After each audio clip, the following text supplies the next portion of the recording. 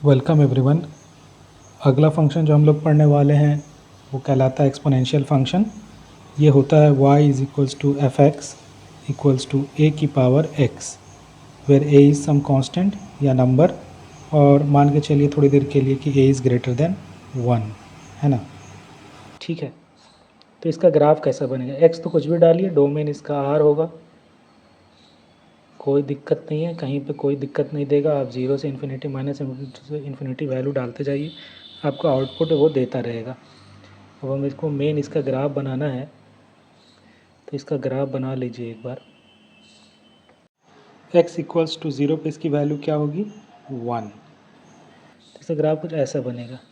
ठीक है, और जैसे एग्जांपल ही ले लीजिए, a के बदले 3 मान लीजिए, तो 3 की पावर x है, यानी x की 0 यानी 3 की पावर 0 1 पे वैल्यू 3 है। और जैसे ही निगेटिव वैल्यू डालना शुरू किए, जैसे -2 डालते हैं, तो वैल्यू क्या होगी 3 की पावर -2 यानी 1/9, बहुत छोटा वैल्यू, यानी यहाँ कहीं, यानी ऐसा इसकी वैल्यू ऐसा कहीं हो जाएगा। ठीक है, और कभी ज़ीरो होगा नहीं, चाहे आप कितना भी बड़ा डालूँ, कितना भी निगेटिव वैल्यू डालिए, 3 की पावर -1000, 1,00,000, 1,00,00,000 यानी 1/3 की पावर उतना, तो छोटा से छोटा वैल्यू आएगा, कभी ज़ीरो रीच नहीं होगा। ठीक है, तो इसका रेंज क्या हो जाएगा, ज़ीरो से लेकर इन्फिनिटी तक जा सकता है। इन्फिनिटी वैल्यू डालेगा तो 3 की पावर इन्फिनिटी, तो इसका रेंज हो जाएगा 0 से इन्फिनिटी। ज़ीरो कहीं पहुँचेगा नहीं, माइनस इन्फिनिटी पे पहुँचने वाला होगा। अब थोड़ा सा ये ग्राफ देखिए इसका, कि 3 की वैल्यू 2 पे वैल्यू इसका सीधा 0.1/9 हो गया है, यानी 0.11, बहुत छोटा वैल्यू हो गया है, सडन ड्रॉप कर रहा है। उसी तरह अगर x की वैल्यू 2 डाल दें, 3 की पावर 2 यानी 9, यानी 1 यानी 2 ये हो गया, 2 पे वैल्यू 9 यानी 1 2 3 4 5 यानी 9 बहुत ऊपर है, यानी ये ग्राफ जो बना है वो स्केल में नहीं है, ये ऐसा जाएगा कहीं। क्यों, ये ग्राफ ऐसा जाएगा कहीं, बहुत स्टीप है ये ग्राफ। 2 पे वैल्यू 9 है, 3 पे वैल्यू 27 है, 3 3 9 27, तो इसका ग्राफ जो बनाना है, थोड़ा इसीलिए मैं बोलता हूँ आप करके देख लिया कीजिए ये सब, थोड़ा आइडिया लगेगा, थोड़ा सा आइडिया लगता है इससे कि ग्राफ कैसा दिख रहा है। ठीक है ना, इसके कंपैरिजन में y इक्वल्स टू एक्स कैसा दिखता है, ये पिद्दी सा वो ग्राफ होगा। ये अगर ऐसा खड़ा हो गया है तो y इक्वल्स टू एक्स कहीं ऐसा ही रह जाएगा। 2 पे वैल्यू इसकी 2 है, 2 पे वैल्यू इसकी 9 थी और इसकी 2 की वैल्यू इसकी 2 ही है, तो y इक्वल्स टू एक्स का ग्राफ अगर ऐसा था तो ये उससे बहुत ऊपर चला जा रहा है। 3 पे दोनों का गैप कितना है, 3 पे इसकी वैल्यू 3 है और उसकी वैल्यू 3 पे 27 है, यानी यहाँ से 24 का गैप है, यानी बहुत स्टीप है, ये सीधा ऊपर उठ रहा है ये ग्राफ। इसी से रिलेटेड एक डे टू डे लाइफ में एक टर्म भी यूज़ करते हैं हम लोग, एक्सपोनेंशियल। जैसे एक्सपोनेंशियल ग्रोथ हुआ है इकोनॉमी का, यानी बहुत फास्ट ग्रोथ हुआ है, तो ये एक्सपोनेंट ग्राफ है, जहाँ पे ये ए जो है ग्रेटर देन 1 लिए हैं। ठीक है, और अगर ए लेस देन 1 होता, ए लेस देन 1 होता तो ये चीज़ उलट जाती थोड़ा। अगर ए लेस देन 1 है और इसका पावर 1 से बढ़ा देते जाएं तो वैल्यू और छोटी होती जाती है, यानी 1/2, ये ए लेस देन 1 है, इसकी पावर x है, तो x की वैल्यू जब 5 देंगे तो 1/2 की पावर 5 यानी 1/32, वैल्यू छोटी हो रही है 1 से। अब 1 से बड़े पावर पे, अब पॉजिटिव पावर पे वैल्यू क्या आएगी, छोटी आनी शुरू हो जाएगी। ठीक है, ठीक है, तो अब इसकी वैल्यू क्या आएगी, नीचे आनी शुरू हो जाएगी, यानी अगर ए लेस देन 1 है तो उसका ग्राफ अब इधर आना शुरू हो जाएगा। 3 पे वैल्यू इसकी 8 हो जाती, 3 पे वैल्यू इसकी 1/8 हो जाती है, यानी 0.1 चला जाता है, यानी ये इस तरह का ग्राफ अब इधर ऐसा बनेगा। और अगर इस पर निगेटिव पावर देना शुरू कर देते हैं, 1/2 की पावर -2, यानी ये 2 की पावर 2 हो गया, यानी 4, अब वैल्यू ऊपर उठना शुरू होगा, यानी अब ऐसा ग्राफ हो जाएगा। ये जो इधर था वो इधर हो गया, इधर वाला इधर हो गया, ए लेस देन 1 ग्रेटर देन 0 के लिए। ए हम पॉजिटिव ही मान के चल रहे हैं, लेकिन पॉजिटिव में भी 2 केस है, एक ग्रेटर देन 1, एक 0 से 1 के बीच का। तो जब ए 0 से 1 के बीच का हो तब ग्राफ इस तरफ से होगा, ठीक है। और जब पॉजिटिव वाला हो, ए ग्रेटर देन 1 वाला हो, तब इधर से होगा 1 से बड़ा ए हो, 1 से छोटा ए हो। समझ में भी आ रहा है? 1 से छोटा ए हो गया है तो निगेटिव पावर में फिर ऊपर जाके बड़ा होगा और फिर उसकी वैल्यू बढ़ेगी, और 1/2 में आप पावर बढ़ाते जाओगे तो 0 की तरफ चला जाएगा। 1/2 की पावर 10 कर दोगे यानी 1/2 की पावर 10, बहुत छोटा होता जाएगा। तो ये एक्सपोनेंट फंक्शन है, दोनों केस में रेंज वही होगा, 0 से शुरू हो रहा है इन्फिनिटी तक जा रहा है, 0 से शुरू हो रहा है y इन्फिनिटी तक जा रहा है। दोनों केस में y जो है इन्फिनिटी तक जा रहा है। तो 0 से इन्फिनिटी, 0 कभी रीच नहीं होगा, इसलिए 0 पे ओपन, इन्फिनिटी पे भी ओपन। ये रेंज है इसका एक्सपोनेंट फंक्शन का, when a is greater than 0 less than 1, नहीं a इज़ ग्रेटर देन 0,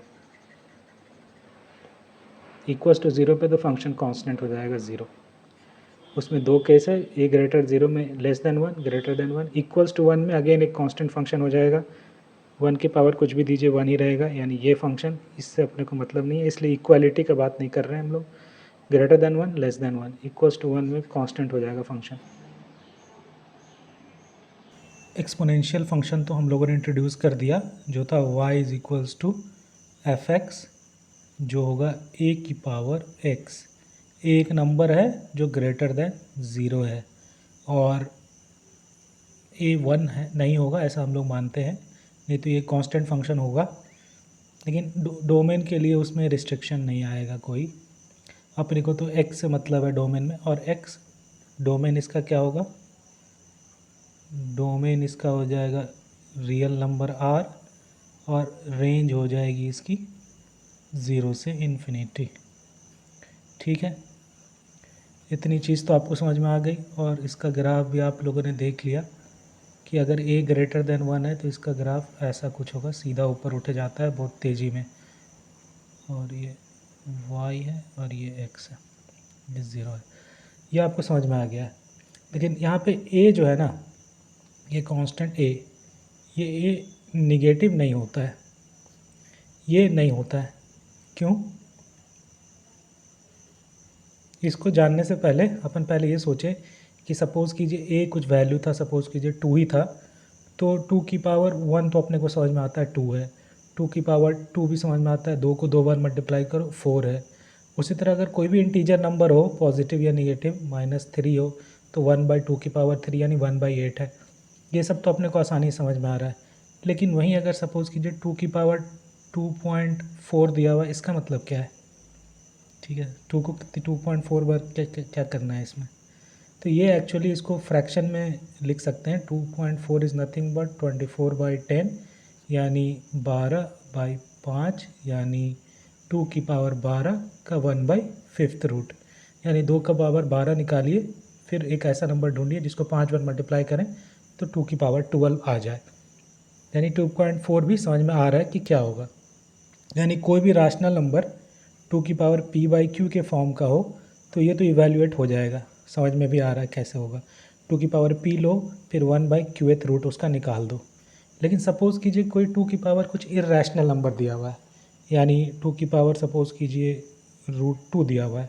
अब √2 तो पता ही नहीं है कि डेसिमल कहाँ उसका ख़त्म होगा, तो फिर 2 की पावर √2 निकलेगा कैसे? ठीक है, ये अच्छा क्वेश्चन है एक, कि भाई 2 की पावर ही नहीं पता कि एग्जैक्टली कहाँ एंड हो रहा है, तो फिर आप 2 की पावर √2 निकालिएगा कैसे? ठीक है ना, ये एक सोचने वाली बात है, तो इसको सोचिएगा आप लोग। कभी जब फ्री टाइम मिले, जब बोर हो रहे हो, ये मेन टाइम पे जब पढ़ने का टाइम हो, प्रॉब्लम को प्रैक्टिस करने का टाइम है, तब ये सब नहीं सोचना है। लेकिन जब आपके पास फ्री टाइम हो तब ये सोचिएगा कि इसका वैल्यू इवैल्यूएट कैसे होगा, क्या होगा इसका मीनिंग, इसका सिग्निफिकेंस क्या है, ये है क्या चीज़। अब लेकिन ये तो चलिए बात की बात है, आपके लिए होमवर्क है। अब ये समझिए कि 2 की पावर p/q बाकी राशनल नंबर के लिए ऐसा होगा फॉर्म, और ये अपन इवैल्यूएट कर लेंगे। तो 0 से 1 के बीच में बहुत ढेरों infinite number of rational number भी है ना। 1/2 ले लीजिए, 1/4 ले लीजिए, 1/9 ले लीजिए, सारा इरेशनल यानी 2 की पावर ये सारे आएंगे। तो जब -2 की पावर आप x लिख दोगे ना, तो फंक्शन 0 से 1 के बीच में बहुत सारे पॉइंट्स होंगे जिस पे डिफाइंड ही नहीं होंगे। -2 की पावर p/q जिसमें पी और क्यू रिलेटिवली को प्राइम हो और क्यू इवन हो, जैसे मान लीजिए 1/2, तो ये हो जाएगा स्क्वायर रूट ऑफ -2, तो ये तो डिफाइंड ही नहीं है। इसका मतलब जब p और q रिलेटिवली को प्राइम हो और q इवन हो तब -8 आप निकाल नहीं पाओगे, क्योंकि नेगेटिव नंबर का आप इवन रूट कैसे निकालोगे। जैसे -2 की पावर 3/4, तो यानी -8 की पावर 1/4 हो गया, तो ये कैसे निकालोगे। तो यानी जब a निगेटिव हो जाएगा तो आप वैल्यू निकाल ही नहीं पाओगे। 0 से 1, 1 से 2 के बीच में इन्फानाइट ऐसे पॉइंट होंगे जिसमें ये वाला कंडीशन ट्रू हो रहा होगा कि p and q are relatively coprime और q इवन है, ठीक है ना। ऐसे सारे नंबर 1/2, 1/4, 1/8, 1/16 ऐसे ऐसे, फिर 3/2, 3/4, 3/16, फिर ऐसे 5/4, तो ऐसे ऐसे ढेर सारे नंबर होंगे हर इंटरवल में, तो उसकी वैल्यू आप निकाल नहीं पाओगे। इसीलिए a जो है ना वो निगेटिव नहीं लेते हैं। a is not negative, a जो है वो हमेशा ग्रेटर देन 0 लेते हैं, a निगेटिव नहीं लेते हैं, ठीक है। क्योंकि अगर a निगेटिव ले लोगे तो आपका फंक्शन आप डिफाइन नहीं कर पाओगे इस तरह से कंटिन्यूस। वो फंक्शन मतलब वो फंक्शन किसी काम का नहीं है वो, ठीक है। उसका डोमेन क्या होगा आप निकाल नहीं पाओगे, उसका रेंज क्या होगा ढंग से बता नहीं पाओगे, ठीक है। तो वो फंक्शन, इसलिए a पे कंडीशन ये है कि हमेशा ग्रेटर देन 0 होगा। और 2 की पावर √2 जो इर्रेशनल नंबर है, जिसका अपने को यही नहीं पता कि डेसिमल कहाँ से कहाँ तक जाएगा, वो भी अपन कंप्यूट कर सकते हैं। वो कैसे कंप्यूट होता है, जैसे 2.√2, 1.414, फिर ऐसे चलता जाएगा, ये अप टू इन्फिनिटी तक इसका डेसिमल चलता ही जाएगा, लेकिन इसको भी अपन कैलकुलेट करते हैं, ठीक है। और कैसे करते हैं ये आप लोग जब हायर मैथ्स पढ़ोगे तो जानोगे। इसमें हम लोग एक सीक्वेंस बनाते हैं जिसकी लिमिट आ जाएगी 2⁻√2, यानी एक कन्वर्जिंग सीक्वेंस बना के इसका वैल्यू हम लोग निकालते हैं। इसको आगे पढ़ना है अगर आप लोग मैथ्स परस्यू करोगे तो ये सब आपके लिए एक्सपोनेंट फंक्शन का फूड फॉर थॉट था, जिसमें आप लोगों ने जाना कि जब a निगेटिव हो तो क्या होगा, या फिर जब x रैशनल या इरेशनल हो तो कैसा होगा। फाइनल कंक्लूजन यही है कि y = a⁴x में a ग्रेटर 0 होता है। अगला जो थोड़ा सा आज डिस्कस करने वाले हैं वो है लॉगरिदम फंक्शन। लॉगरिदम कैसा मशीन होता है मैथ में, इसके बारे में थोड़ा सा जानेंगे। ये आपके अभी क्लास 11-12 के सिलेबस में तो नहीं है, लेकिन इसका बहुत यूज़ है और जेईई में इससे क्वेश्चन भी आते हैं। मैथ्स में जब कोई भी ऑपरेटर आप पढ़ते हो तो उसे कैसे समझते हो। फॉर एग्ज़ाम्पल स्क्वायर रूट क्या है। किसी भी चीज़ का स्क्वायर रूट निकालना है तो उसका मतलब क्या होता है, उसका मतलब ये होता है कि भाई एक नंबर ऐसा मुझे ढूंढ के बताओ, ठीक है, एक नंबर ऐसा ढूंढ के बताओ जिसको खुद से मल्टीप्लाई करें तो मुझे ये वाली चीज़ मिल जाए।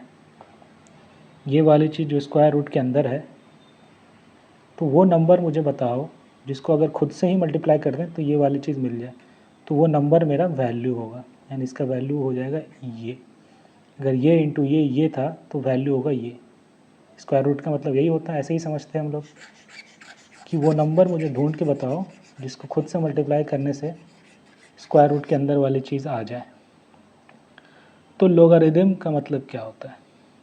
सपोज़ कीजिए अगेन a ग्रेटर देन 1 है, पॉजिटिव है और ग्रेटर देन 1 है, और हम कोई फंक्शन f(x) डिफ़ाइन करना चाह रहे हैं लॉगरिदम, तो ऐसा होगा कि a को हम क्या पावर दें कि अपने को x मिल जाए। a को क्या पावर दें कि x मिल जाए, तो ये जो पावर देंगे ना वही कहलाता है लॉगरिदम ऑफ x। यानी लॉगरिदम फंक्शन जो है ना, लॉगरिदम मशीन, वो पावर बताता है, जो पावर आप a को दोगे जिससे आपको x मिल जाएगा, तो वो पावर आपको बताता है लॉगरिदम फंक्शन। a को क्या पावर दें कि x मिल जाए अपने को, ठीक है। यानी अगर 2 होता a और अपने को x चाहिए 8, तो 2 को क्या पावर दें कि 8 मिल जाए, तो क्यूब है ना। तो इसको बोलेंगे logarithm of 8 to base 2 is 3, यानी इसको बोलेंगे, सपोज़ कीजिए a को पावर y देते तो logarithm of x to the base a बराबर y, यानी y बराबर लॉग ऑफ ax। यही f(x) अपन बना रहे हैं। यानी ये वैल्यू क्या देगा, ये अब फंक्शन क्या वैल्यू दे रहा है कि a को क्या पावर देंगे कि x मिल जाए, वो वैल्यू मुझे बताओ। तो वो होगा log ऑफ ax, a की पावर क्या पावर देना है, log ऑफ ax, तो अपने को x मिल जाएगा। यही है वो चीज़, a to the power log of ax is x, यानी x को क्या पावर दें, a को क्या पावर दें, तो log x पावर दो तो x मिल जाएगा। तो यही फॉर्मूला होता भी है। आप बस ऐसे ही समझिए लॉगरिदम को, तो बड़ा आसान लगेगा। इसको पढ़ते हैं, log of x to the base a, और इसकी वैल्यू जो आई है, इसको अगर x a को ये पावर दे देंगे तो ये अपने को y मिल जाएगा, यानी x बराबर a की पावर y। इसको अगर फिर एक्सपोनेंट में लिखना है,